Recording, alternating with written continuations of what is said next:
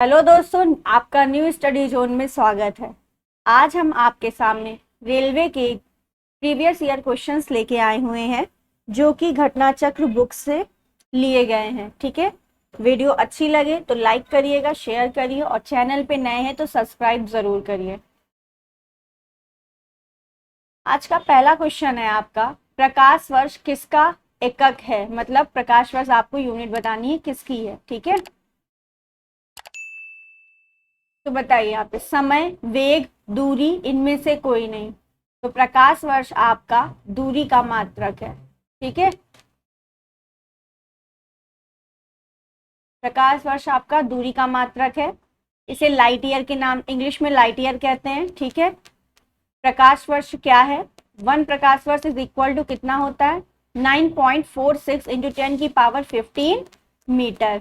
ये 1 प्रकाश वर्ष is equal to इतना होता है। ठीक है,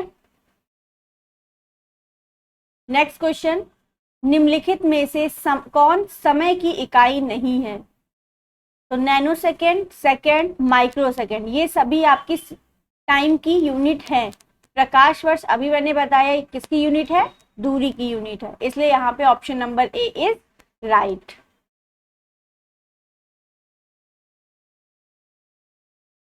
नेक्स्ट आपका नूरी साल है। पृथ्वी तथा सूर्य के बीच की दूरी, एक वर्ष में नूर का तय किया हुआ फासला, पृथ्वी और चंद्रमा के बीच का औसत फासला, इनमें से कोई नहीं। तो नूरी साल का अर्थ होता है एक वर्ष में नूर का तय किया हुआ फासला। ठीक है, एक वर्ष में तय किया गया नूर का फासला, ये आपका होता है नूरी साल। नेक्स्ट क्वेश्चन,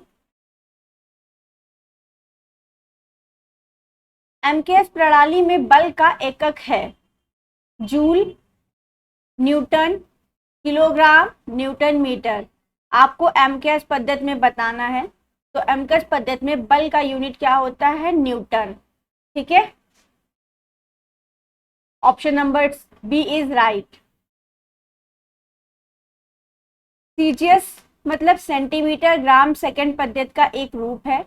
एमकेएस मतलब मीटर किलोग्राम सेकंड, इसके फॉर्म में होंगी। बल का एकक न्यूटन या किलोग्राम पर मीटर, किलोग्राम मीटर पर सेकंड स्क्वायर, ये आपकी होती है, या यही आपके न्यूटन के बराबर होती है। ये आपकी एमकेएस सिस्टम में यूनिट है फोर्स की। ठीक है, एमस्ट्रॉन्ग को अभिव्यक्त करने की इकाई है समय, लंबाई, द्रव्यमान, बल। तो यहाँ पे आपको बताना एमस्ट्रॉन्ग किसका अभिव्यक्त करने की इकाई है, किसकी यूनिट है? तो एमस्ट्रॉन्ग जो है आपकी लंबाई मापने की यूनिट है। ठीक है, 1 एमस्ट्रॉन्ग इज इक्वल टू कितना होता है? 10⁻⁻10 मीटर होता है। ठीक है, एमस्ट्रॉन्ग लंबाई मापने की इकाई है। 1 angstrom is equal to 10⁻10 metre होता है। ये याद रखिएगा, आपको न्यूमेरिकल में काम आएगा। ठीक है, नेक्स्ट क्वेश्चन, एक बार बराबर होता है 10⁻⁻5 पास्कल, 10⁻7 पास्कल, 10⁻5 पास्कल, 10⁻4 पास्कल। तो 1 बार इज इक्वल टू होता है 10⁻5 pascal. 1 pascal is equal to 1 newton per metre square. 1 bar is equal to 10⁻5 newton per metre square. 1 bar is equal to 10⁻5 pascal हो जाएगा, क्योंकि ये आपका 1 पास्कल के equal है, या इसलिए option number C is right, 10⁻5 pascal. Question number 7, lumen किसका मात्रक है? प्रकाश मिति का, तरंगदैर्घ्य का, ज्योति फ्लक्स का, इनमें से कोई नहीं। तो ये option number C is right, ज्योति फ्लक्स का ल्यूमेन मात्रक है। ठीक है, ज्योति तीव्रता का मात्रक न्यूटन, लक्स, कैंडेला, नेपियर। तो आपका ज्योति तीव्रता का मात्रक कैंडेला है, option number B is right. Next, candela मात्रक है किसका? अभी मैंने बताया ज्योति तीव्रता का है कैंडेला मात्रक। श्यानता की एसआई इकाई है पॉइस, पॉइजुली, पास्कल, कोई नहीं। तो श्यानता का एसआई मात्रक आपका पॉइजुली है, यहाँ पे ऑप्शन नंबर सी।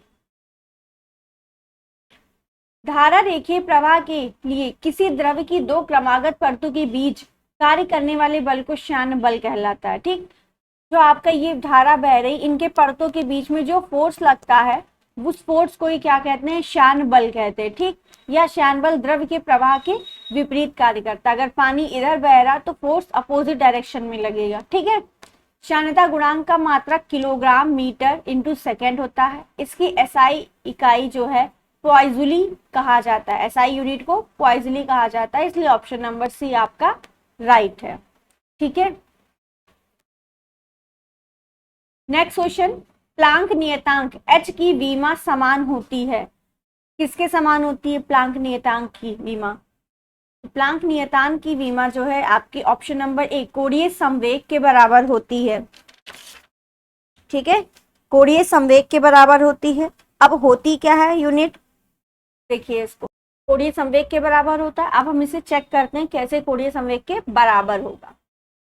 ठीक, h is equal to E by we.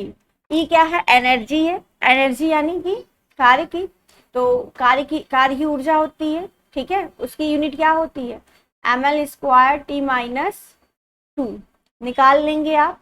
Work is equal to force into distance, displacement.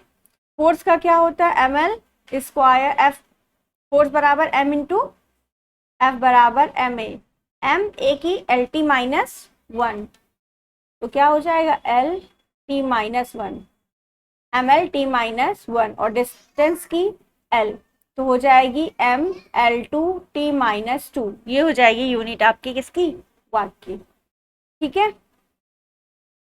और नीचे v के कितनी है, t की पावर -1, ऊपर जाएगा तो आएगा ml square t minus 1।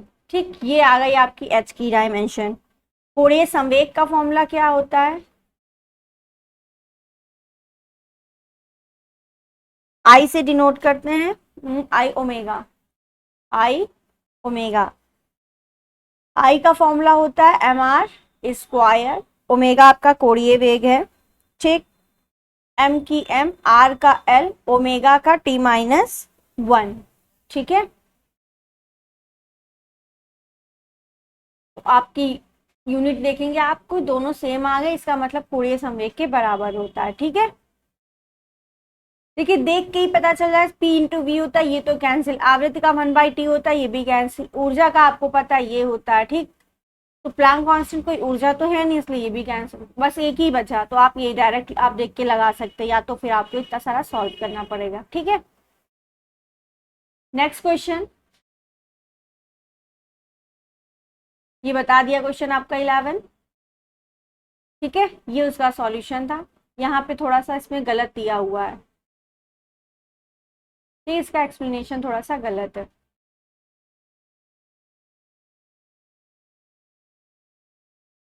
Next, kilowatt घंटा किसकी इकाई है, शक्ति, आवेग, ऊर्जा, बल। तो किलोवाट घंटा आपका ऊर्जा की इकाई है। ठीक है, option number B is right. Next, कोणीय वेग की विमा क्या होगी? अब आपको बताना है कोणीय वेग की विमा। कोणीय वेग को हमने बता ओमेगा से डिनोट करते हैं, फॉर्मूला होता है v बराबर आर ओमेगा। तो ओमेगा इज इक्वल टू क्या हो जाएगा, v बाय आर। ठीक है, v क्या है, वेलोसिटी है, r आपकी क्या है, रेडियस थी, तो v की क्या होती है, एल टी माइनस 1। r की क्या होगी, r आपकी डिस्टेंस है, तो l में नापी जाएगी, तो ऊपर जाएगा तो l से l कैंसिल, है ना, +1 है, ऊपर जाएगा -1, तो कितना आ जाएगा, t माइनस 1, t माइनस 1 इसकी डायमेंशन आ जाएगी। तो t माइनस 1 आपको किसमें दिख रहा है, m की पावर 0, l की power 0, t minus 1, option number C is right. ठीक है, क्योंकि किसी की भी पावर 0 होती है उसका मतलब 1 होता है, तो यहाँ पे ये दोनों 1 हो गए, t माइनस 1 आपका निकल आया। ठीक है, नेक्स्ट, त्वरण की इकाई है, तो त्वरण आपका एक्सेलरेशन होता है, इसका फॉर्मूला होता है a is equal to V by T, velocity upon time. ठीक, वेलोसिटी को मीटर पर सेकेंड में नापते हैं, टाइम को सेकेंड में, तो यूनिट क्या हो जाएगी, मीटर पर सेकेंड स्क्वायर। ठीक है, मीटर पर second square, option number C is right.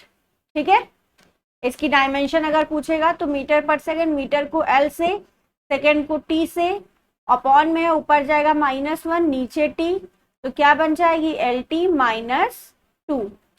ठीक, अभी मैंने ये यूज भी की थी पीछे निकालने में। ठीक है, एल टी -2 आपकी एक्सेलरेशन की डायमेंशन हो जाएगी। नेक्स्ट, 1 किलोमीटर में कितने मिलीमीटर होते हैं, आपको बताना 1 किलोमीटर में कितने मिलीमीटर होते हैं। तो 1 किलोमीटर में आपके 10, 1, 10, 100, 1000, 10,000, लाख, 10 लाख, 10 लाख जो है मिलीमीटर होते हैं। ठीक है, अब आपको अगर इसको सॉल्व भी करना है तो देखिए 1 किलोमीटर में कितने मीटर, 1000 मीटर। ठीक है, 1000, और मीटर में कितने सेंटीमीटर, 100 सेंटीमीटर। ठीक, 3, 2, 5, ये 0 हो गए। ठीक, अब आपको बताना ये क्या सेंटीमीटर में, तो आप सेंटीमीटर में कितने मिलीमीटर, 10 की पावर 1 है ना, 10 मिलीमीटर।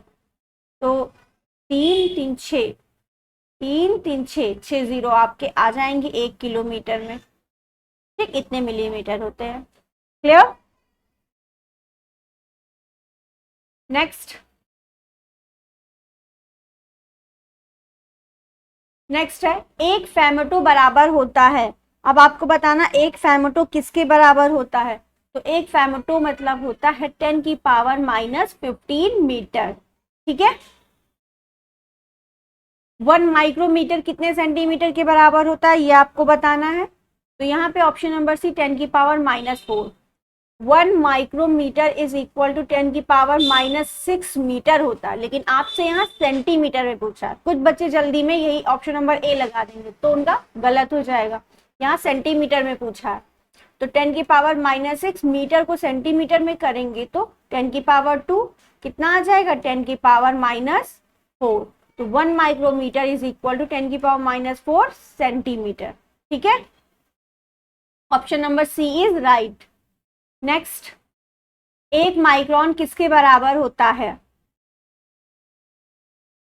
10 की 100 मिलीमीटर, 1000 मिलीमीटर, 0.01 मिलीमीटर, 0.001 मिलीमीटर। ये आपको बताना है 1 माइक्रोन किसके बराबर होता है। ठीक है, तो यहाँ पे ऑप्शन नंबर डी आपका राइट होगा, 0.001। अभी मैंने बताया 1 माइक्रोन कितना होता है, 10 की पावर -6। मीटर में लेंगे तो मीटर में हो जाएगा। ठीक है, आपको चेक करना मिलीमीटर्स में करने के लिए करते हैं पहले।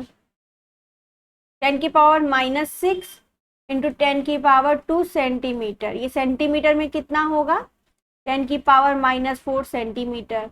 -4 का मतलब क्या है, 0.0001, 4 डिजिट के बाद पॉइंट। ये ऑप्शन में नहीं है ना, सेंटीमीटर में है ही नहीं कोई, पहली बात तो ये, तो हमें मिलीमीटर में करना है। मिलीमीटर में करने के लिए क्या करेंगे, 10 की पावर -4 सेंटीमीटर आ गया, 10 की पावर -4 इंटू 10 मिलीमीटर है ना, 1 सेंटीमीटर में 10 मिलीमीटर, 10 से करेंगे तो कितना आ जाएगा, 10 की पावर -3 मिलीमीटर।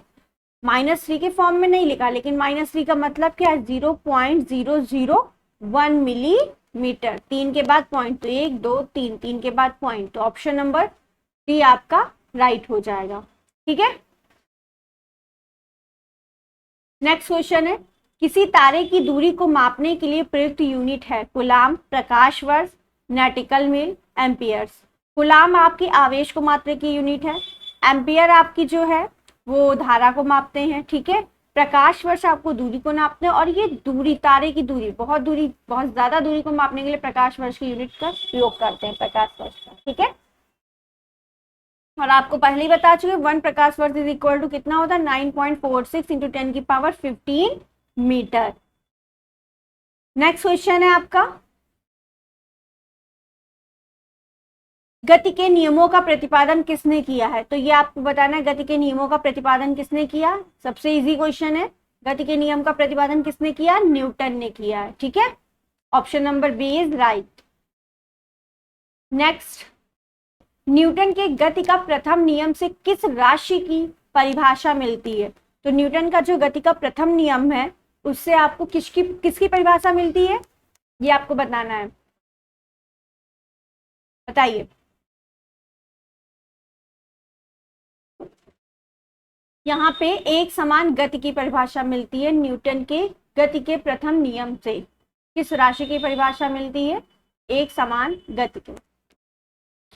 प्रथम नियम यह व्यक्त करता है कि किसी बाह्य बल के अभाव में वस्तु की गति या विराम अवस्था में कोई परिवर्तन नहीं होता, अर्थात यह एक समान गति को भी व्यक्त करता है। ठीक है, क्वेश्चन नंबर ये 21 आपका था।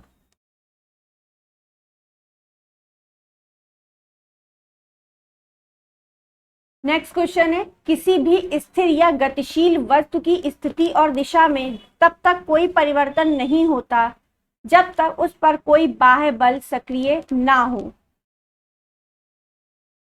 न्यूटन के गति विषयक का प्रथम नियम है, द्वितीय नियम है, तृतीय नियम है या गैलीलियो का गति विषयक नियम है? तो ये आपका प्रथम नियम है। ठीक है, ये न्यूटन का प्रथम नियम है। न्यूटन का प्रथम नियम क्या कहता है? यदि कोई वस्तु विराम अवस्था में है तो वो विराम अवस्था में ही रहेगी, कोई वस्तु गति की अवस्था में है तो वह गति की अवस्था में ही रहेगी जब तक उस पर कोई बाह्य बल ना लगाया जाए। ठीक है,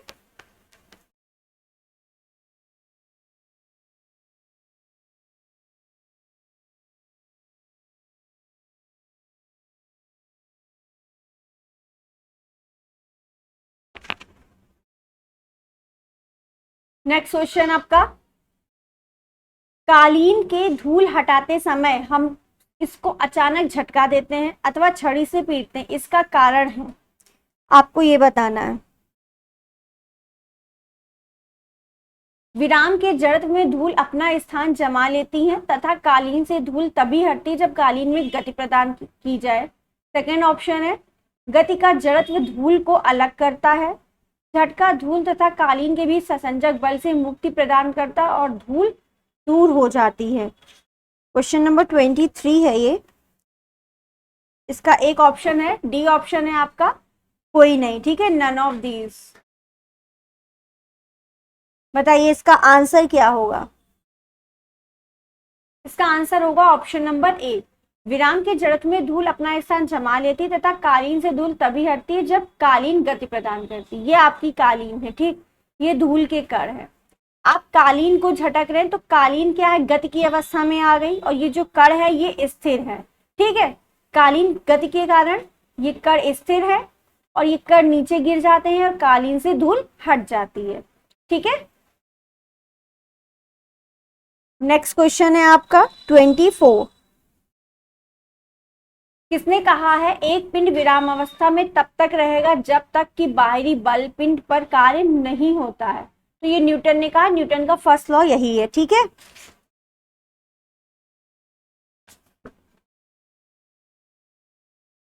और न्यूटन के फर्स्ट लॉ को हम जड़त्व का नियम भी कहते हैं, लॉ ऑफ इनर्शिया। ठीक है, जड़त्व का नियम कहते हैं।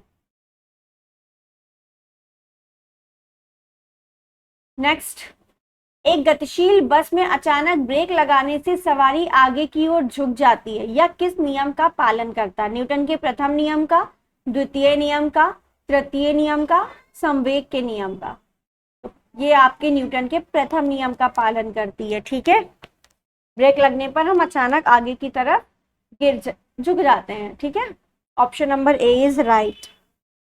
मैंने इसकी एक और वीडियो बना रखी है इस बल टॉपिक के, उसमें सारे क्वेश्चन इस टाइप के मैंने अच्छे से डिस्क्राइब भी किया उसके बारे में। ठीक है, व्याख्या इसकी सुन लीजिए। प्रथम नियम के अनुसार प्रत्येक वस्तु अपनी स्थिति को बनाए रखना चाहती है, अतः अचानक ब्रेक लगने पर यात्री के शरीर का भार जो गाड़ी के संपर्क में होता है विराम अवस्था को प्राप्त कर लेता है, लेकिन उसका ऊपरी भार जड़त्व के नियम के कारण अपनी गति को बनाए रखना चाहता है, इसलिए बल के रुकने पर यात्री आगे की तरफ झुक जाता है। ठीक है, ये प्रथम नियम है।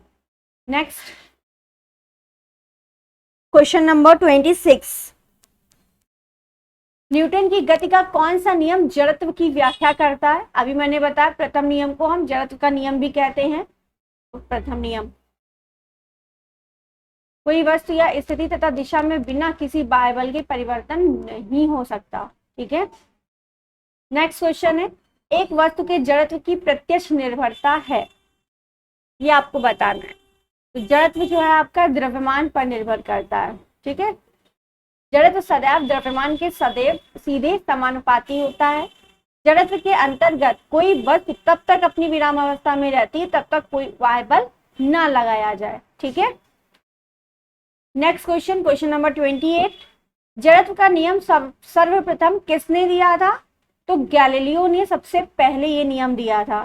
ठीक है, बाद में न्यूटन ने जड़त्व पर विस्तृत नियम का प्रतिपादन किया था, लेकिन जड़त्व का नियम सर्वप्रथम दिया किसने था? गैलीलियो ने दिया था। ठीक है, नेक्स्ट क्वेश्चन है क्वेश्चन नंबर 29, गुरुत्वाकर्षण नियमों के आविष्कारक कौन है? एडिशन, फैराडे, न्यूटन, इनमें से कोई नहीं। तो गुरुत्वाकर्षण का जो नियम है वो किसने दिए हैं? न्यूटन ने दिए हैं। ठीक, गुरुत्वाकर्षण का नियम क्या है? इन्होंने बताया था फोर्स जो है पहली बॉडी के अनुक्रमानुपाती दूसरी बॉडी के भी अनुक्रमानुपाती मास के होगी, और उनके बीच की जो डिस्टेंस है उसके स्क्वायर के व्युत्क्रमानुपाती होगी। ठीक, फिर इन तीनों को ही मिला दिया गया, तो m1 m2 bye R square, sign हटाया ये तो एक कांस्टेंट टर्म आएगा जिसको हमने जी नाम दिया था। जी क्या है? आपका ग्रेविटेशनल कांस्टेंट है, जिसकी वैल्यू क्या होती है? 6.67 इंटू 10 की पावर -11 न्यूटन मीटर स्क्वायर पर किलोग्राम स्क्वायर होती है। ठीक है, ये आपका फॉर्मूला है, याद रखिएगा, इसकी यूनिट भी याद रखिएगा और वैल्यू भी। ठीक है, नेक्स्ट क्वेश्चन 30, रेखीय संवेग संरक्षण बराबर होता है न्यूटन के प्रथम नियम से, न्यूटन के द्वितीय नियम से, न्यूटन के तृतीय नियम से, इनमें से कोई नहीं। ये आपको बताना है, रेखीय संवेग संरक्षण बराबर होता है। तो रेखीय संवेग संरक्षण इनमें से किसी के बराबर नहीं होता। Option number D is right. ठीक है, इसकी व्याख्या है जो आपका रेखीय संवेग संरक्षण निकल कर आता है न्यूटन के द्वितीय और तृतीय यानी सेकेंड और थर्ड लॉ दोनों से निकल के आता है आपका रेखीय संवेग का नियम। ठीक, रॉकेट के ऊपर जाने का सिद्धांत भी संवेग संरक्षण के नियम पर आधारित है। नेक्स्ट क्वेश्चन 31, व्यक्ति का भार उस लिफ्ट में अधिक होगा जो स्थिर वेग से ऊपर की ओर चलता है, स्थिर वेग से नीचे की ओर चलता है, ऊपर की ओर त्वरित होने वाला, नीचे की ओर त्वरित होने वाला। तो यहाँ पे ऑप्शन नंबर सी आपका राइट है, ऊपर की ओर त्वरित होने वाला। उस लिफ्ट में अधिक होता है व्यक्ति का भार। देखो, जब लिफ्ट हमारी ऊपर जाती है तो हमें अपना भार बढ़ा हुआ अधिक प्रतीत होता है। ठीक है, जब नीचे आती है तो हल्का प्रतीत होता है। ये देखिए इक्वेशन से, देखिए ऊपर जाती हुई लिफ्ट में आभासी भार हमारा जितना वास्तविक है उसमें त्वरण फोर्स ऐड हो जाता है, एम ए ऐड हो गया, मतलब हमारा भार बढ़ गया। जब ऊपर जाएगी तो हमारा भार बढ़ा हुआ महसूस होगा, जब नीचे आएगी तो वास्तविक भार जितना है उससे हमारा माइनस एम ए, जितना फोर्स नीचे रिएक्शन फोर्स लग रहा होगा उतना ही आपका कम भार महसूस होगा। ठीक है, क्वेश्चन क्या था आपसे? व्यक्ति का भार उस लिफ्ट में अधिक होगा जो ऊपर की ओर त्वरित होने वाला होगा। जो ऊपर की ओर त्वरित हो रहा है उसमें आपका लिफ्ट का भार अधिक होगा। क्वेश्चन अगर आ जाए व्यक्ति का भार उस लिफ्ट में कम होगा जो नीचे की ओर त्वरित होने वाला है। ठीक है, नेक्स्ट क्वेश्चन, किसी पिंड के उस गुणधर्म को क्या कहते हैं जिससे वह सीधी रेखा में विराम या एक समान गति की स्थिति में किसी भी परिवर्तन का प्रतिरोध करती है? गतिहीनता, जड़त्व, कुल भार, अक्रियता, ये आपको बताना है। समान की गति स्थिति का विरोध कर रही है, प्रतिरोध कर रही है, इसका मतलब जड़त्व होगा, है ना। Option number B is right, जड़त्व। नेक्स्ट क्वेश्चन, किसी पिंड का वेग समरूप कहा जाता है जब वेग का सिर्फ मान नियत रहे, वेग की सिर्फ दिशा नियत रहे, वेग का मान और दिशा दोनों नियत रहे, वेग का मान तथा दिशा दोनों परिवर्तनशील रहे। तो वेग आपका समरूप बताना है, यानी वेग समान, तो ये तभी होगा जब वेग का मान और दिशा दोनों नियत होंगे, दोनों कांस्टेंट होंगे, तभी हम कह सकते हैं किसी पिंड का वेग जो है नियत है, समरूप है, ठीक है, समान है। Option number C is right. Next question 34 आपका, एम द्रव्यमान का एक पिंड v वेग से एक दीवार से टकराता है और उसी चाल से वापस आता है, पिंड के संवेग में परिवर्तन होगा, ये आपको बताना है, संवेग में परिवर्तन कितना होगा। संवेग का फॉर्मूला क्या होता है, p बराबर mv, ठीक। जब संवेग जो है m वेग से एक पिंड v वेग से एक दीवार से टकराता है, तब उसका वेग मैंने माना m बराबर कैपिटल mv है, ठीक है। टकराने के पश्चात जो है उसका मोमेंटम p2 हो चुका होगा m, और वेलोसिटी उसकी उसी वेग से आया है, पहले तो क्वेश्चन देखिए, हाँ उसी चाल से वापस आया है, यानी उसी चाल से आया है लेकिन निगेटिव डायरेक्शन में आ रहा है, उल्टी डायरेक्शन में आ रहा है, विपरीत दिशा में, तो माइनस साइन लग जाएगा, ठीक। इक्वेशन 1 एंड इक्वेशन 2, हमें क्या चाहिए, संवेग परिवर्तन। संवेग परिवर्तन का मतलब delta P P2 minus P1 निकालते, डेल्टा पी का मतलब P2 माइनस P1, P2 कितना है माइनस mv और P1 कितना है mv, तो माइनस 2mv, ठीक है। तो संवेग परिवर्तन साइन का सिर्फ इतना मतलब है, ये अपोजिट डायरेक्शन में है, ठीक। आपको यहाँ साइन से मतलब नहीं है, यहाँ पे option number A is right, 2mv परिमाण से मतलब है, ठीक है। ये दिशा बता रहा है और ये परिमाण है, ठीक है। नेक्स्ट क्वेश्चन, एक 2 न्यूटन एस संवेग वाले और 3 किलोग्राम द्रव्यमान वाले पिंड की गतिज ऊर्जा है। अच्छा,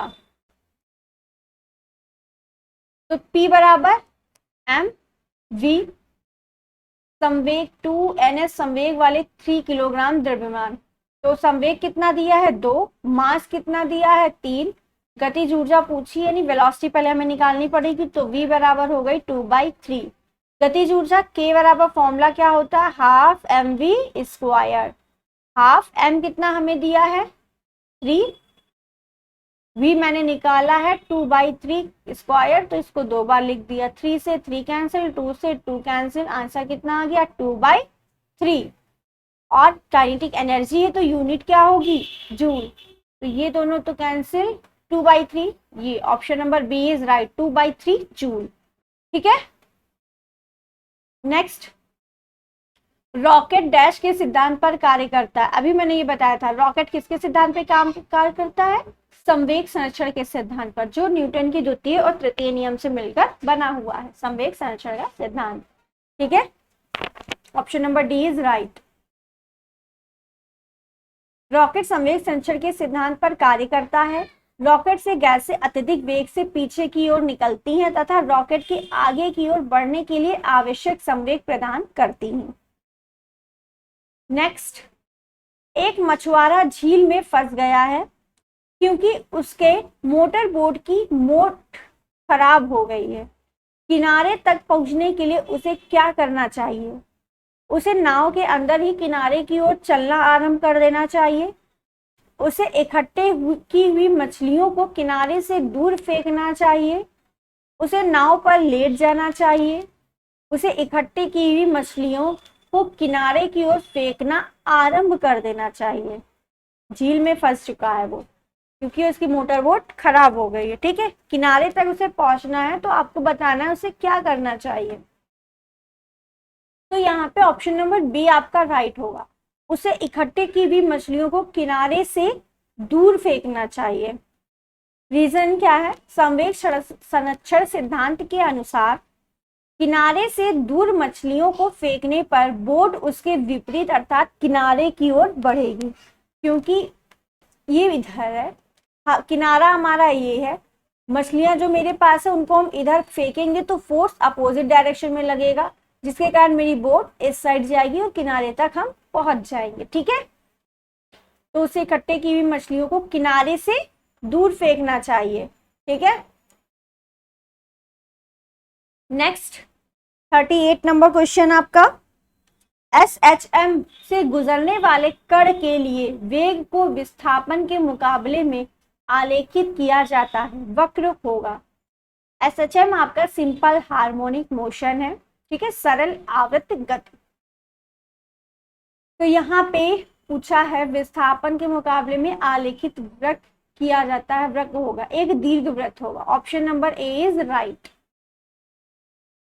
ठीक, गुजरने वाले कण के लिए वेग के विस्थापन के मुकाबले आरेख एक दीर्घ वृत्त होगा। जब कोई कण अपनी साम स्थिति के दोनों ओर एक सरल रेखा में इस प्रकार आवृत्ति करता है कि प्रत्येक स्थिति में इसके त्वरण इसकी साम स्थिति से विस्थापन के अनुक्रमानुपाती हो तथा त्वरण की दिशा सदैव साम स्थिति की ओर हो, तो कण की इस गति को सरल आवृत्ति गति कहते हैं। कण के लिए वेग का विस्थापन के साथ खींचा गया वक्र एक दीर्घ वृत्त होता है। ये आप डायरेक्ट याद कर लीजिए, जब विस्थापन के मुकाबले हम कोई वक्र बनाते हैं तो वो एक दीर्घ वृत्त होता है। सिंपल हार्मोनिक मोशन क्या होता है, ये मेरा पेंडुलम है, ठीक, ये इधर गया फिर इधर आया फिर इधर, ये हमारा एक टाइम पीरियड, एक हमारा रोटेशन होता है, ठीक, मोशन एक हुआ। तो पेंडुलम को आगे पीछे ये जो कर रहा है इसी गति को हम क्या बोलते हैं, सिंपल हार्मोनिक मोशन बोलते हैं। ठीक है, नेक्स्ट क्वेश्चन, शून्य में स्वतंत्र रूप से गिरने वाली वस्तुओं की है समान गति होती है, समान वेग होता है, समान त्वरण होता है, समान बल होता है। शून्य में स्वतंत्र रूप से गिरने वाली, तो option number C is right, समान त्वरण होता है। ठीक, शून्य में स्वतंत्र रूप से गिरने वाली वस्तुओं में समान त्वरण 9.8 जो पृथ्वी का होता है वो होता है, क्योंकि वे पृथ्वी के गुरुत्व के अधीन आ रही, नीचे आ रही ना, तो स्मॉल जी पृथ्वी के लिए लग रहा होगा कितना होता है 9.8 मीटर पर सेकेंड स्क्वायर। ठीक, तो समान त्वरण से आ रही, त्वरण कैसा लग रहा है ये स्मॉल जी।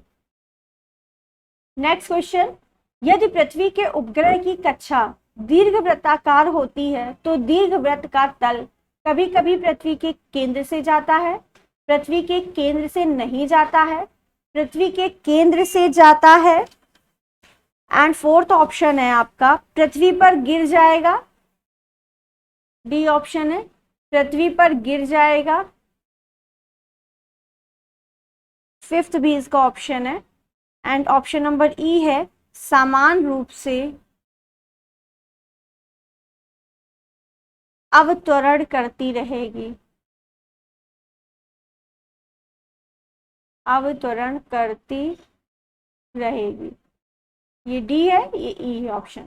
तो बोल रहा है यदि पृथ्वी के उपग्रह की कक्षा दीर्घवृत्ताकार होती है तो दीर्घवृत्ताकार का जो तल है वो कैसा होता है, पृथ्वी के केंद्र से जाता है, नहीं जाता है, पृथ्वी के केंद्र से जाता है, या कभी कभी, या पृथ्वी पर गिर जाएगा, ये आपको बताना है। तो यहाँ पे ऑप्शन नंबर आपका जो है B is C is right होगा। ठीक है, option number C is right, पृथ्वी के केंद्र से जाता है। ठीक है, ये पृथ्वी का केंद्र है, इससे होकर जाता है। नेक्स्ट, स्प्रिंग का काठिन्य है, स्प्रिंग की भार वाहिका धारिता, बी है आधार के प्रति एकांक क्षेत्र पर भार, सी प्रति एकांक विक्षेपण का भार, डी उपयुक्त में से कोई नहीं। तो स्प्रिंग का काठिन्य है स्प्रिंग की भार वाहिका धारिता, option number A is right. Spring का काठिन्य जितना ही अधिक होगा उसकी भार वाहिका क्षमता उतनी ही अधिक होती है। ठीक है, तो काठिन्य जो है किस पे डिपेंड करता है, स्प्रिंग के भार वाहिका धारिता।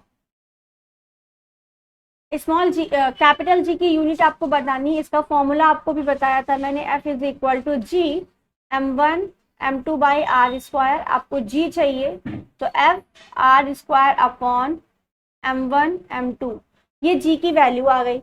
आपसे यूनिट पूछी है तो F की यूनिट क्या होती है, न्यूटन, R आपका किस में नापा जाएगा, मीटर, दो हैं तो स्क्वायर, अपॉन केजी यानी केजी, स्क्वायर, तो न्यूटन मीटर स्क्वायर पर केजी स्क्वायर। न्यूटन मीटर ये गलत, ये गलत, इन दोनों में है, बट यहाँ न्यूटन स्क्वायर है, ये भी गलत, तो न्यूटन मीटर स्क्वायर पर KG square, option number C is right. Next, आवेग माप है द्रव्यमान का, गति की प्रमाणता का, वेग का, भार का। ये आपको बताना। आवेग का फॉर्मूला क्या होता है? बल गुणे समयांतराल। ठीक है, तो यहाँ पे आवेग माप है किसका? भार का। Option number D is right. जो भार है W बराबर mg, यही तो गुरुत्व त्वरण है। ठीक है, इसी पे डिपेंड करता है m इंटू जी। नेक्स्ट, बल का मात्रक है न्यूटन है, ये तो सबको पता है, बट इसमें से अब बताइए आप। F बराबर फॉर्मूला क्या होता है? m इंटू ए। m मतलब किलोग्राम, a मतलब मीटर पर सेकेंड स्क्वायर, यही तो होता है। तो किलोग्राम पर आ गया गलत, किलोग्राम मीटर पर सेकेंड स्क्वायर, ये सही है। यहाँ पे माइनस लग जाता तो ये सही होता, इसलिए ये गलत, ये भी गलत। Option number B is right, kilogram metre पर सेकेंड स्क्वायर। नेक्स्ट, 1 माइक्रोन बराबर होता है, ये शायद अभी पीछे भी हो चुका है question. Option number D is right, 0.001 mm, ये बता चुके हैं। ठीक है, नेक्स्ट है तापमान का SI मात्रक है जूल, वॉट, कैलोरी, केल्विन। तो साफ साफ पता चल रहा है केल्विन आपका तापमान का मात्रक है SI।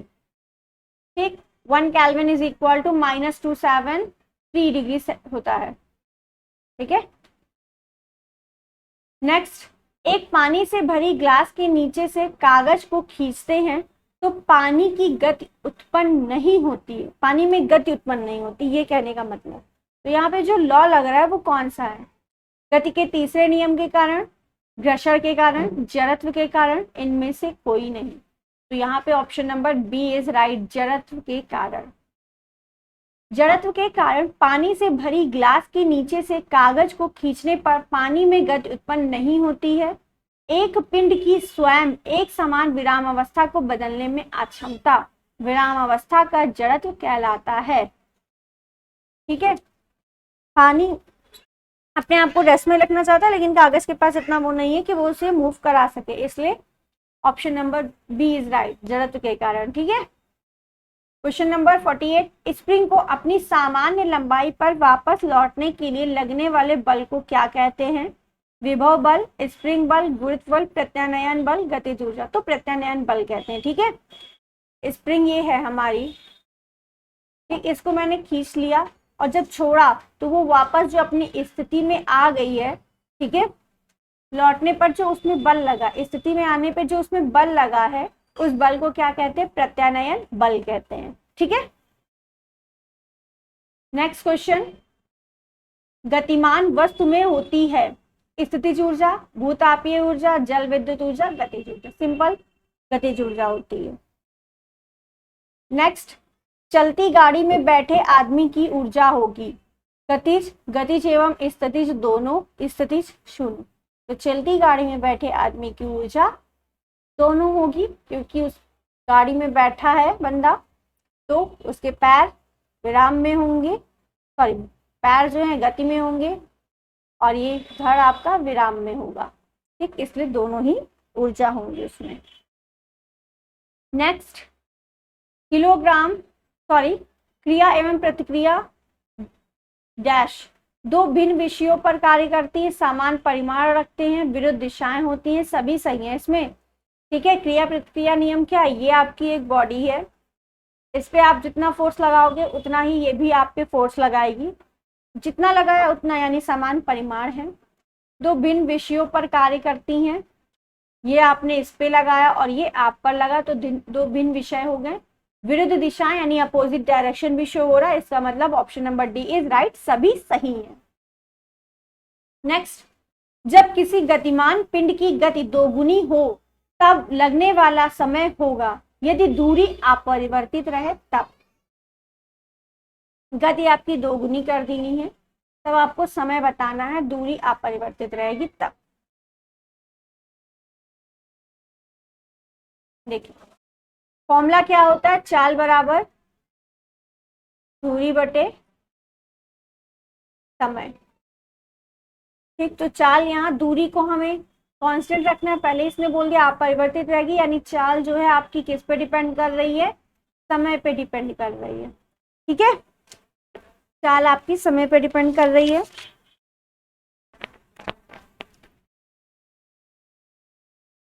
पूछा क्या क्वेश्चन था हमारा, गति दोगुनी कर दी जाए, या यदि गति दोगुनी कर देंगे तो समय क्या होगा, बताइए। समय आधा हो जाएगा ना, इसके अपोजिट डायरेक्शन में, ये दोगुनी हो रही तो ये आधा उसका हो जाएगा, तो आधा हो जाएगा। ठीक है,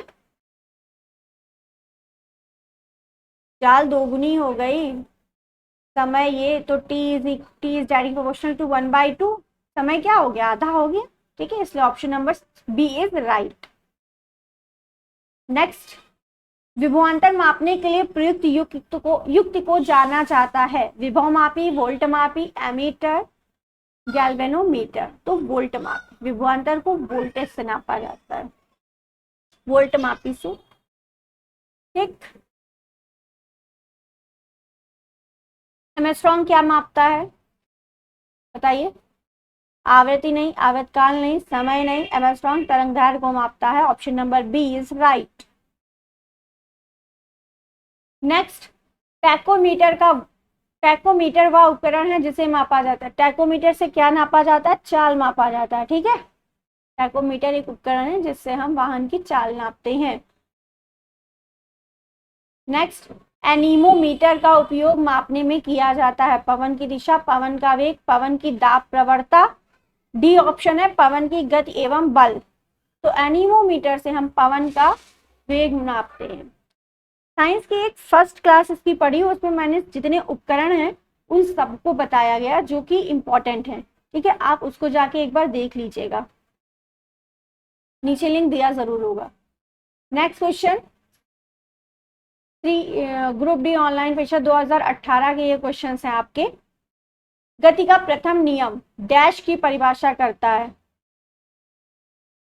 वेग, त्वरण, दूरी, विश्रांति। तो सबसे पहली बात ये है, जो गति का प्रथम नियम है वो किसकी परिभाषा देता है, बल की परिभाषा देता है। ठीक है, रेलवे बोर्ड में इस प्रश्न को मूल्यांकन से बाहर कर दिया गया था क्योंकि इसमें ऑप्शन ही नहीं है। ठीक, प्रथम नियम गति के जड़त्व या विराम की जड़त्व को परिभाषित करता है, गति का जड़त्व या विराम का जड़त्व को परिभाषित करता है। ठीक है,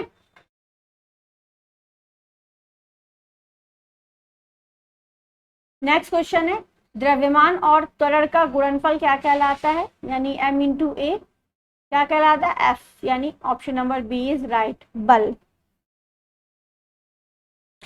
यहाँ पे जो आपका न्यूटन का प्रथम नियम है ये बल की भी व्याख्या करता है। ये क्वेश्चन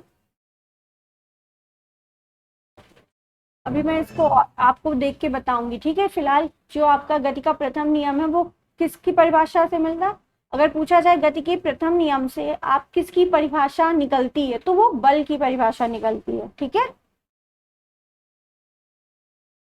नेक्स्ट है, द्रव्यमान तथा वेग के गुणनफल को अभी बताया, बल कहते हैं। दाब का एसआई मात्रक पास्कल, ऑप्शन नंबर बी, दाब का एसआई मात्रक पास्कल है। जूल आपका किसका है, कार्य का है, न्यूटन बल का है, डाइन भी आपका बल का है। ठीक है, एसआई मात्रक 1 newton is equal to 10⁵ dyne होता है, और 1 अर्ग इज इक्वल टू आपका 10⁷ जूल होता है। ठीक है, याद रखिएगा, ये अर्ग भी किसका मात्रक है, कार्य का है। बल बटे त्वरण, संवेग, द्रव्यमान, गति, दाब किसका है, तो बल यानी F/A, F का फॉर्मूला m/a, ए कैंसिल, क्या बचा m, तो किसका आ गया, बल बटे द्रव्यमान किसके बराबर होगा, द्रव्यमान के बराबर होगा। नेक्स्ट, 72 किलोमीटर पर हावर की चाल से मीटर पर सेकंड में दर्शाने के लिए उसे लिखेंगे। तो देखिए पहले तो किलोमीटर पर आवर को आपको किस में चेंज करना है, मीटर पर सेकेंड में। ठीक, तो किलोमीटर को मीटर में करने के लिए 10⁻3, हावर को सेकंड में करने के लिए 1 हावर में 60 मिनट, 60 मिनट में 1 मिनट में 60 सेकेंड। ठीक, 0 0 कैंसिल, 10/6 × 6, 2 5 10, 2 3 6, यानी 5/18। तो कभी आपको किलोमीटर से मीटर पर सेकंड में जाना है, उसको 5/18 से मल्टीप्लाई कर दीजिए।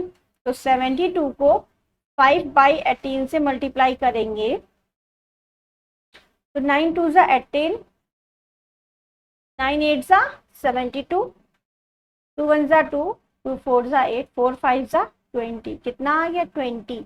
Option number A is right. Next question, question number 8।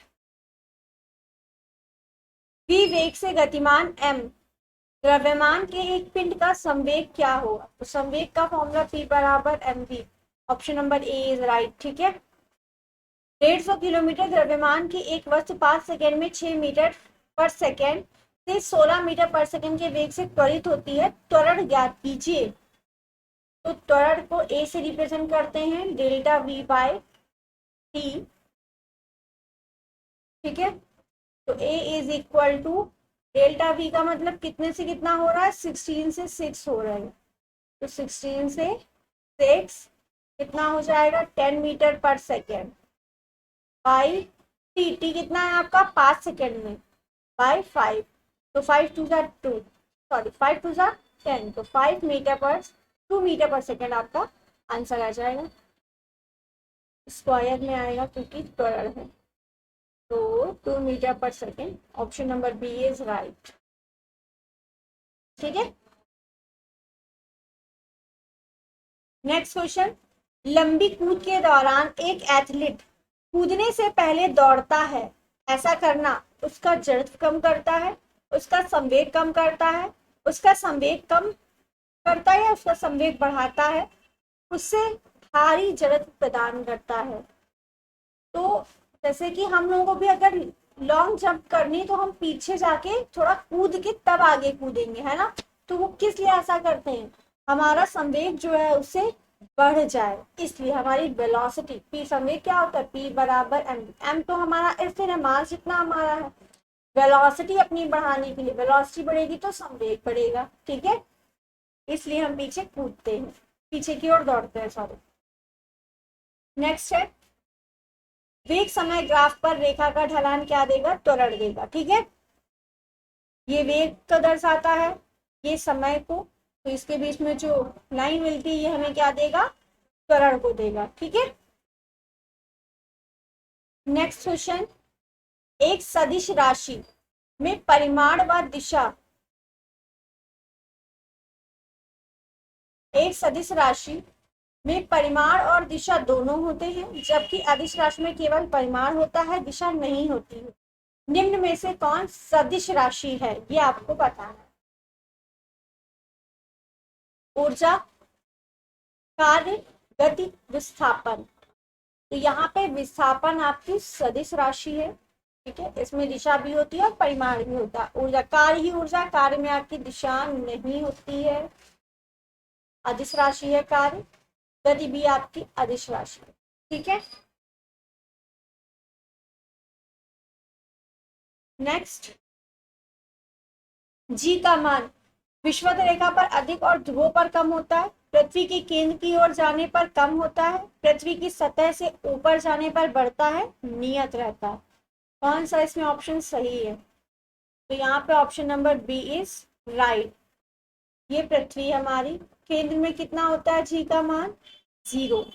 ठीक, विषुवत रेखा से जब ध्रुवों की तरफ जाते हैं तो बढ़ता है। ठीक है, और ये क्या कह रहा है, विषुवत रेखा पर अधिक और ध्रुवों पर कम। गलत, विषुवत रेखा पर कम और ध्रुवों पर अधिक होता है, क्योंकि विषुवत रेखा से ध्रुव की तरफ जा रहे हैं तो बढ़ता है, इसलिए पहला ऑप्शन गलत। दूसरा, पृथ्वी की सतह से ऊपर की ओर जाने पर बढ़ता है, पृथ्वी की सतह से ऊपर की ओर जाने पर बढ़ता है, नहीं।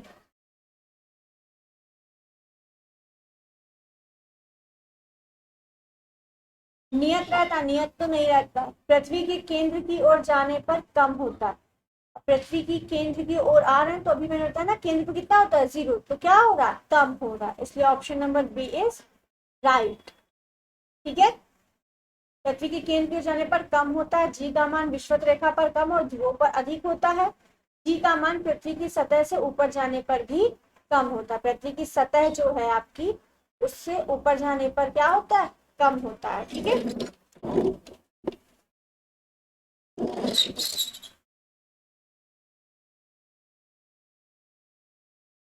नेक्स्ट क्वेश्चन आपका,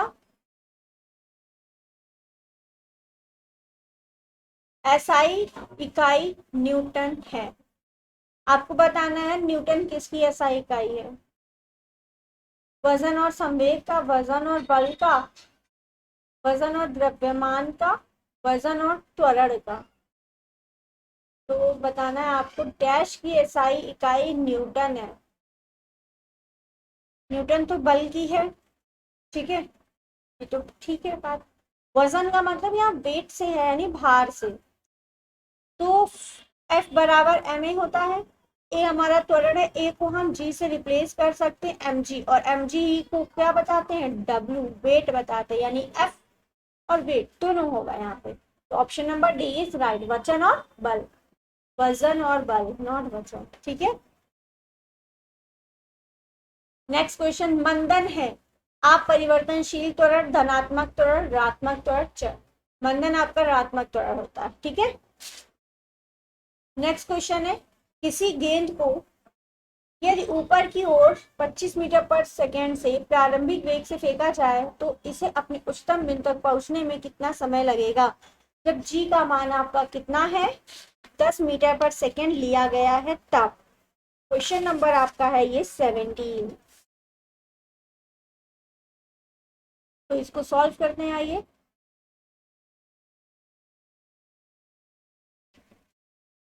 देखिए, आपका प्रारंभिक वेग मतलब यू कितना दिया है, 25 मीटर पर सेकेंड। ठीक है, जी का मान कितना दिया है, 10 मीटर पर सेकेंड स्क्वायर। अब निकालना क्या है, एच। ठीक है, उच्चतम बिंदु तक पहुंचने में कितना समय, सॉरी टी निकालना है। ठीक है, टी आपको निकालना है। तो इक्वेशन फर्स्ट में टी नहीं है, सेकंड में है, लेकिन सेकंड में एच है, वो हमें दिया नहीं, तो थर्ड इक्वेशन का यूज करेंगे। ये आपको सोचना है कि हम कौन सी इक्वेशन का यूज कर सकते हैं। v बराबर u प्लस ए टी होता है। ठीक है, v is equal to U plus A T होता है। ए को हम जी से रिप्लेस कर रहे हैं क्योंकि हमें जी का मान दिया हुआ है। ठीक है, और ऊपर की ओर जा रहा है का मतलब जी माइनस में होगा। ठीक है, तो माइनस में ले लेंगे तो माइनस आ जाएगा। बी हमें कितना है, 25, यू हमें, B is equal to U कितना है, 25। ठीक, अंतिम वेग भाई ऊपर जाके उच्चतम बिंदु पर अंतिम वेग कितना हो जाएगा, 0 माइनस जी और 3। 25 इज इक्वल टू 10t। तो आपका t इज इक्वल टू कितना आ जाएगा, 2.5 second. t is equal to 2.5 second, यानी option number A is right. ऊपर की ओर फेंक रहे हैं तो उच्चतम बिंदु जब प्राप्त करेगा तो वहां पे अंतिम वेग कितना हो जाएगा, 0, तभी तो वहां से नीचे आना शुरू होगा क्योंकि उसका वेग 0 हो चुका हो। ठीक है, option number A is right, 2.5 second. Next question, newton metre square kilogram -2 की एसआई इकाई है।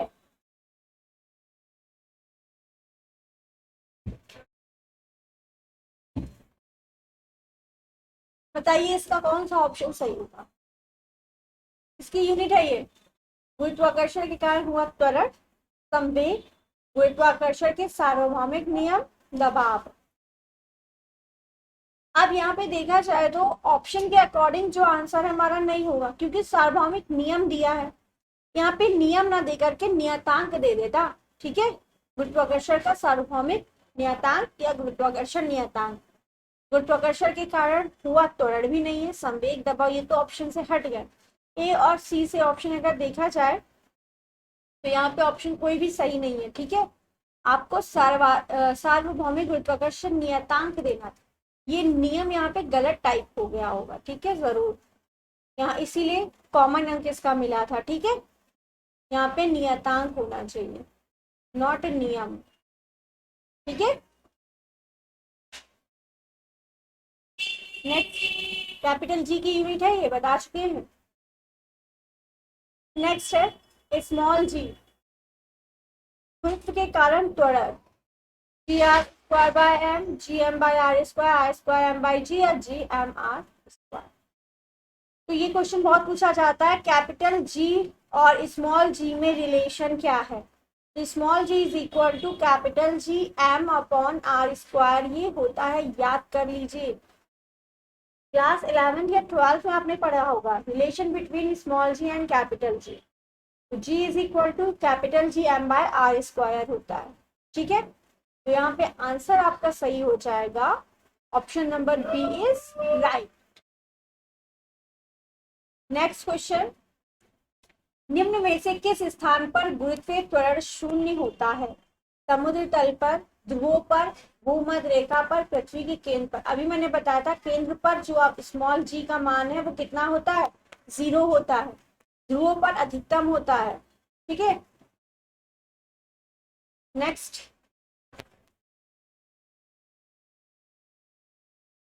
आवृत्ति तथा काला अवधि में क्या संबंध है।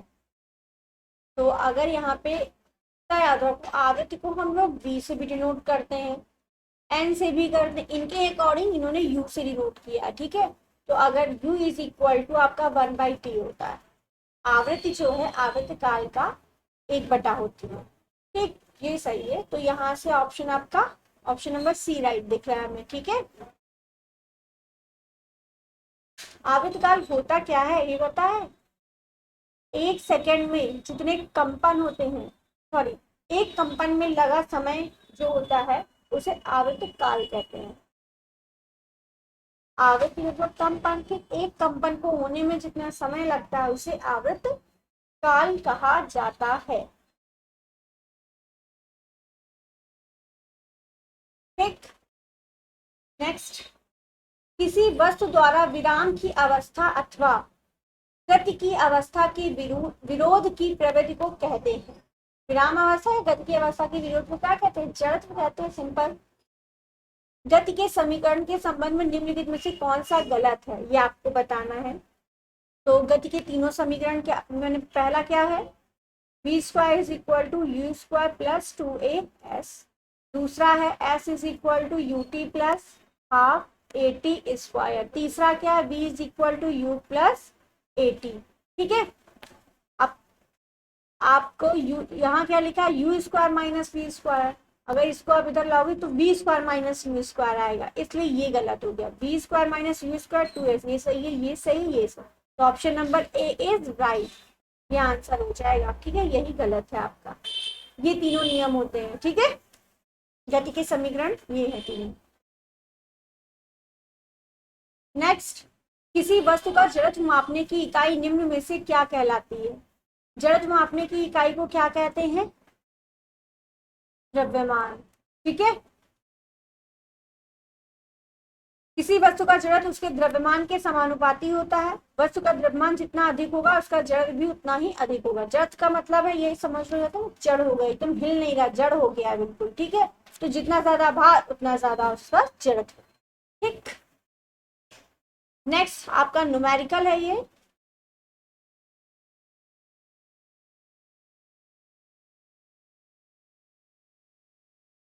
एक 120 किलोग्राम द्रव्यमान की एक बंदूक से 0.04 किलोग्राम द्रव्यमान वाली गोली छोड़ी जाती है।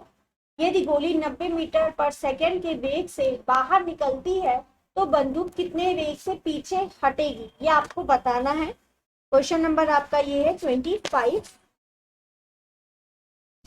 चलिए इसको सॉल्व करते हैं। पहली बात तो ये बंदूक का जो पीछे जाना है न्यूटन के तृतीय नियम एक्शन रिएक्शन फोर्स और संवेग संरक्षण के नियम पर आधारित है, ठीक है। तो संवेग संरक्षण का नियम क्या कहता है, मोमेंटम जो है पहले का और बाद का एक दूसरे के इक्वल होगा, ठीक है।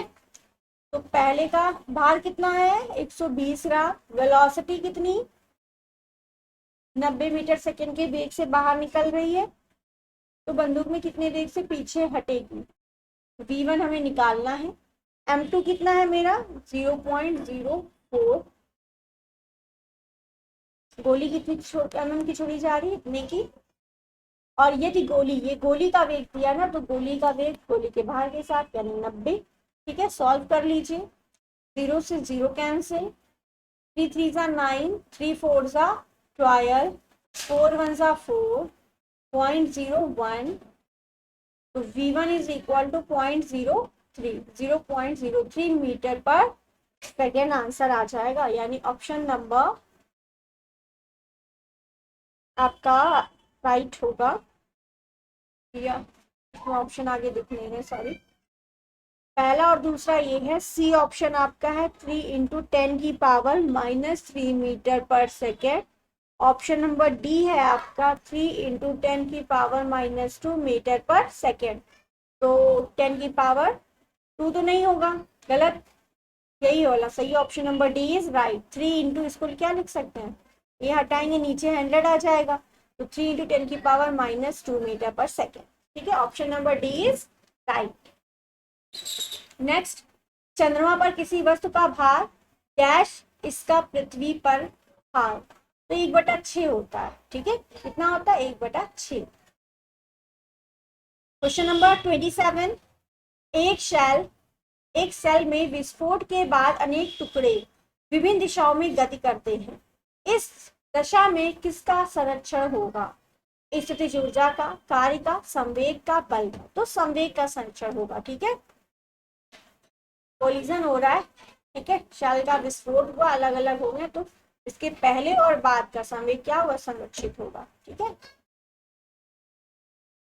नेक्स्ट क्वेश्चन, ऊर्ध्वाधर रूप में ऊपर की ओर फेंकी गई एक गेंद 12.5 सेकेंड के बाद जमीन पर वापस आती है, वह वेग ज्ञात करें जिसके साथ इसे फेंका गया है। ठीक है,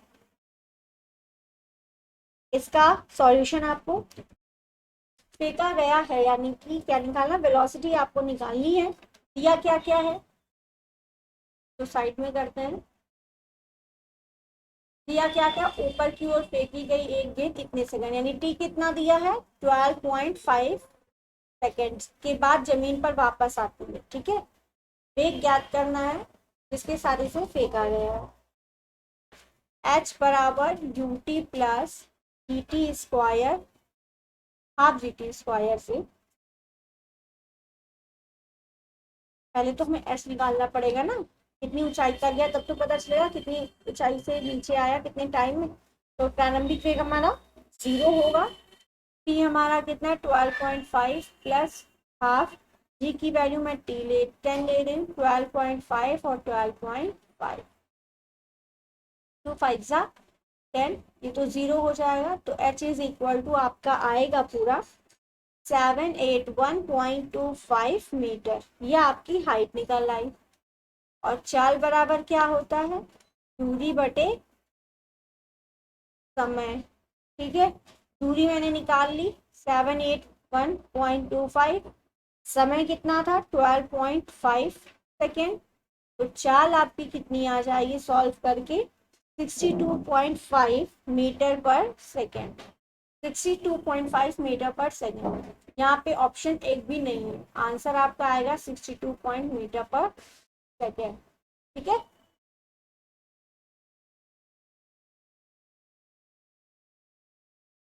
एक बार इसी कैलकुलेशन चेक कर लीजिएगा, मैंने इसको बता दिया उसी से देख के। ठीक है, अगर मल्टीप्लाई करेंगे आपका, एक मिनट मैं चेक कर लेती हूँ। 5 मल्टीप्लाई 12.5 मल्टीप्लाई 12.5 सही है, इतना आएगा। और इसको आप डिवाइड कर देंगे 12.5 से, तो 62.5 ही आएगा। ठीक है, और ऑप्शन में ऐसा कुछ है नहीं, तो ये क्वेश्चन ही गलत था। ठीक है, इसमें स्टार लिखा उत्तर में। नेक्स्ट, 10 मीटर पर सेकेंड से गतिमान एक 2000 किलोग्राम का एक ट्रक ट्रैफिक लाइट पर खड़ी एक कार से टकराता है। टकराव के बाद दोनों एक स्थान 8 मीटर पर सेकेंड की गति से चलते हैं। कार का द्रव्यमान बताइए। पहले तो जब भी कहीं टकराने की बात हो, टक्कर की बात हो, तो वहां पे हमें संवेग सर्षण का नियम लगाना है। संवेग सर्षण का नियम कहता है टकराने से पहले उसका संवेग और टकराने के बाद उसका संवेग दोनों एक दूसरे के बराबर होंगे। ठीक है, तो टकराने के पहले का संवेग पहले हम निकाल लेते हैं।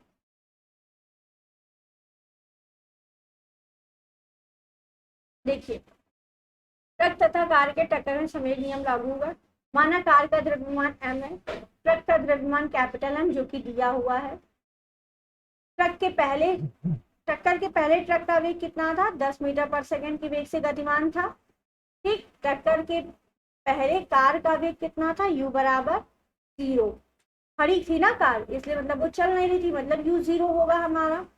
ठीक, इसका संयुक्त द्रव्यमान, अगर दोनों का संयुक्त द्रव्यमान देखा जाए, जब दोनों टकरा चुके थे तो इसका माना था मैंने कार का m और ट्रक का 2000, तो दोनों का संयुक्त कितना हो जाएगा, 2000 प्लस m। अब संवेग सर्षण का नियम क्या कहता है, टकराने के पहले का संवेग, तो p बराबर mv। ठीक है, p1 बराबर p2 होगा, m1 v1 equal to m2 v2। और दो बॉडीज है यहाँ पे, तो पहले तो कार का m1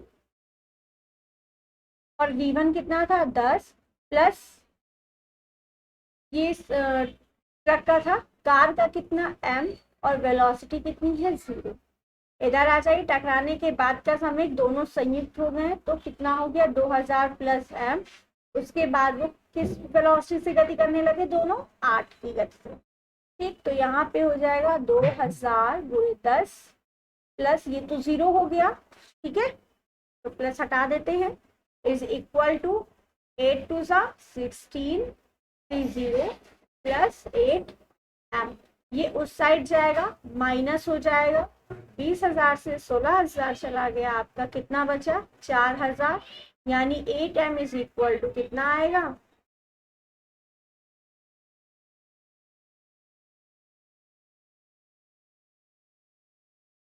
eight M is equal to कितना आ गया आपका 4,000। ठीक, m इज इक्वल टू कितना 8 5 40, 500 किलोग्राम, ये आपका m आ गया। ठीक है, यहाँ पे दो बॉडीज थी, एक ट्रक थी और कार थी, तो दोनों का संवेग निकालेंगे, और दोनों का जब संयुक्त तो दोनों एक साथ मिल गई तब कितना मास हो गया ये, और वेलोसिटी दोनों 8 से चलने लगी। ठीक है, एक साथ दोनों चलने लगी 8 मीटर पर सेकंड। क्लियर, आई थिंक आप लोगों को समझ में आया होगा ये numerical. Option number D is right. Next, समय के साथ विस्थापन में परिवर्तन की दर को क्या कहते हैं।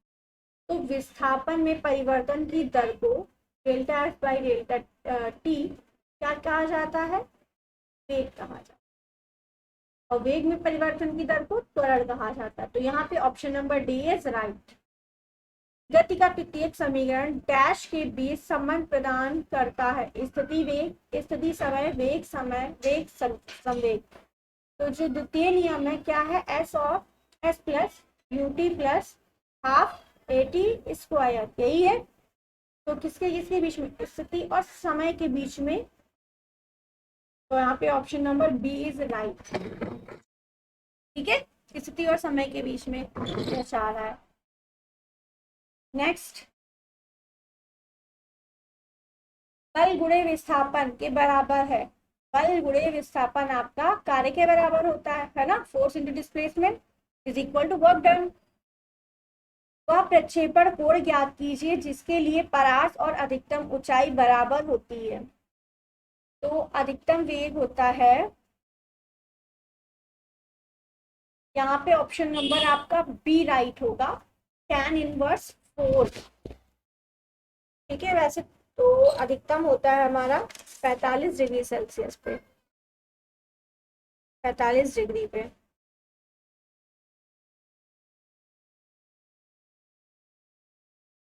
ये डायरेक्ट आप याद कर लीजिए। ठीक है, tan इनवर्स 4 के बराबर होगा अधिकतम परास, प्रक्षेपण को अधिकतम ऊंचाई बराबर होती है tan इनवर्स 4। ये आपका कोण इतना होगा। ये निकला कैसे है, चलिए इसका सॉल्यूशन बताते हैं। अब उसके लिए आपने अगर ये टॉपिक पढ़ा होगा तब तो आप बता सकते हैं, ठीक है। R is equal to formula होता है V square sine 2 theta by G, ठीक। और एच इज इक्वल टू होता है V square sine square theta by 2g। और इसने क्या बोला है, परास और अधिकतम ऊंचाई बराबर है। ये परास है, ये हाइट है अधिकतम, ये दोनों एक दूसरे के बराबर हैं, ठीक। अरे यार, ये दोनों एक दूसरे के बराबर हैं, बराबर है तो V square sine square sine 2 theta is by G is equal to V square sine square theta by 2g। G से जी कैंसिल, वी स्क्वायर से वी कैंसिल, आपका बचा क्या, sine 2 theta is equal to sine square theta by 2। ये बचा। Sign 2 theta का formula क्या होता है, 2 साइन थीटा और cos theta is equal to sine square theta upon 2। एक साइन से एक साइन कट गया, 2 कितना हो गया 4,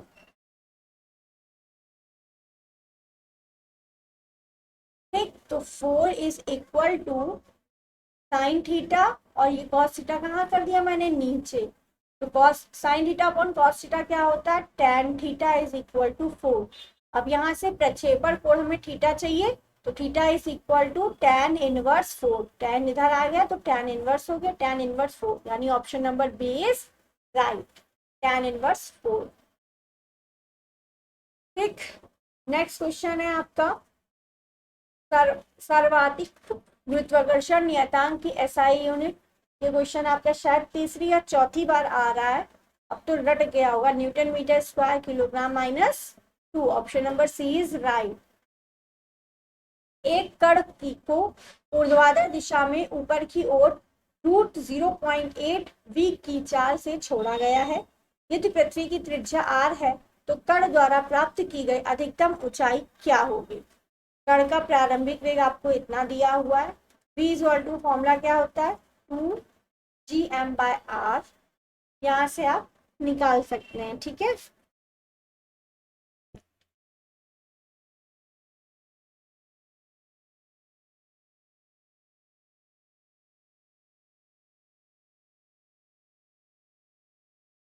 ये लास्ट आपका क्वेश्चन है, ठीक है, तो इसको मैं सॉल्व करके दिखा देती हूँ।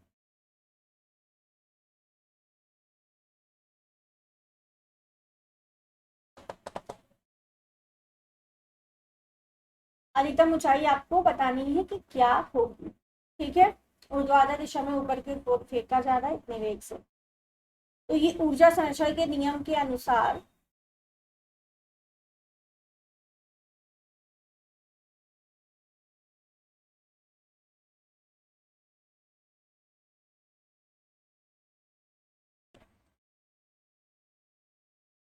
संरक्षण नियम के अनुसार half mvi square minus tmm upon r is equal to half v square f minus tmm upon r plus r। ये ऊर्जा संरक्षण का नियम है। अब इसमें जितनी वैल्यूज है पुटअप करनी है, सॉल्व करना है। आपका जो आंसर आएगा वो निकल के इक्वेशन आएगी r plus h is equal to 5r, ठीक है। तो h is equal to 5r minus r is equal to 4r हो जाएगा। तो हाइट कितनी आ जाएगी आपकी 4r, option number A is right, ठीक। इसको मैं सॉल्व करके पूरा नहीं दिखा रही हूँ, आप सारी वैल्यूज दिया हुआ है हमने सब कुछ, इस फॉर्मूले में बस रखना है और आपको सॉल्व करना है। अगर नहीं होता है तो आप हमें कमेंट सेक्शन में बता दीजिएगा, मैं उसको कल करवा दूँगी, ठीक है।